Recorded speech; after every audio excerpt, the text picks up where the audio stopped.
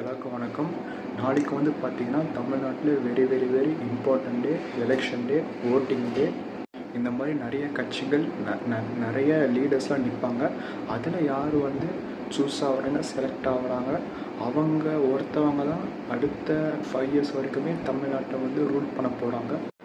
நாளைக்கான main powerful டூலே பார்த்திங்கன்னா மக்களுடைய விரல் தான். அந்த விரல் யாருக்கு அதிகமாக ஓட்டு போடுதோ அவங்க தான் அடுத்த 5 yearsக்கு தமிழ்நாட்டை வந்து ரூல் பண்ண போகிறாங்க. அதனால் நம்மளோட கையில் தான் எல்லாமே இருக்குது.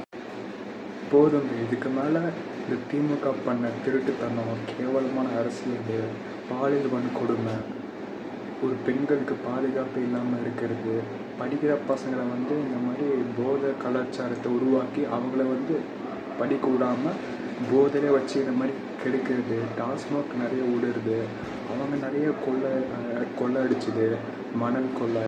உண்மையை சொல்கிறதுக்கு நம்ம ஏங்க பயப்படணும்? நம்மளுடைய வாழ்க்கை நம்ம தான் வந்து வாய் திறந்து பேசி ஆகணும். ஏன் பயப்படுறீங்க? உண்மையாகவே திமுக வந்து மக்களுக்கு என்னென்ன பண்ணியிருக்குதுன்னு எல்லாருக்கும் தெரியும். சும்மா இந்த மாதிரி கடைசி நேரத்தில் வந்து இலவச பொருள் 8000 ரூபாய் இந்த மாதிரி இலவசமான பொருளை தந்து மக்களை ஏமாற்ற பார்க்குறீங்க. ஆனால் மக்களுக்கு தெரியும் என்ன பண்ணுன்னு.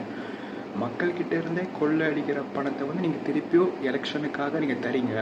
அந்த மக்கள் வாங்கிக்கிட்டு யாருக்கு ஓட்டு போடுவாங்க சொல்லுங்கள்? உங்களுக்கு போடுவாங்க. மக்களுக்கு தெரியும் யாருக்கு ஓட்டு போடணும், யாரை அதை வந்து சூஸ் பண்ணணும், செலக்ட் பண்ணணும் அப்படின்னு. அதனால் மக்களுக்கு தெரியும் நீங்கள் என்னென்ன திருட்டுத்தனம் பண்ணுறீங்க, நீங்கள் என்னென்ன கேவலமான அரசியல் பண்ணுறீங்க மக்களுக்கு தெரியும். இதுக்கு மேலே நம்ம வாயை மூடிக்கிட்டு நம்ம பேசாமல் ஒன்றும் பண்ணாமல் இருந்தோன்னா அவனுங்க வந்து இந்த மாதிரி பண்ணிக்கிட்டா இருப்பானுங்க. இதுக்கு மேலே வச்சு நம்ம புரிஞ்சுக்கிட்டு ஒரு கரெக்டாக யாருக்கு ஓட்டு போடணுமோ அவங்களுக்கு வந்து ஓட்டு போடணும். அதனால் ஒரே ஒரு வாய்ப்பு தாங்க, ஒரு புதிய கட்சிக்கு ஒரே ஒரு வாய்ப்பு தாங்க. ஒரு புதிய தலைவனை உருவாக்குவோம், ஒரு வரலாறை நம்ம புதுசாக படைப்போம். நன்றி, வணக்கம்.